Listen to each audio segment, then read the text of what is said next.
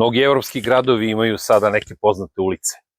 Niška tvrđava ima Vizantijsku ulicu. To nije slučajno, zato što je negde tamo u 6. veku Justinijan prvi veliki, koji je obnovitelj Rimskog carstva i negde i jedan od najvećih vladara Istočnog Rimskog carstva ili Vizantije, baš rođen na ovim prostorima u Srbiji, i Niš mu je bio posebno drag grad koji je on obnovio nakon propasti i najezde Huna u negde sredinom 5. veka.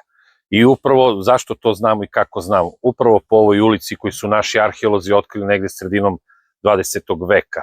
Vizantijska ulica se prostirala u pravcu sever-jug. Bila je jedna od glavnih ulica, prepuna radnji, zanatskih radnji, bakalnica, prodavnica, a to znamo zato što je pored ovih zidina pronađeno dosta i blaga, odnosno zaostavštine istorijskog nasleđa koji su pravili same te zanatlije i proizvodili ovde. Ono što je interesantno da se nalazilo u centralnom delu tadašnje Niške tvrđave i danas predstavlja jedno od najvećih kulturnih blaga iz perioda Srednjeg veka.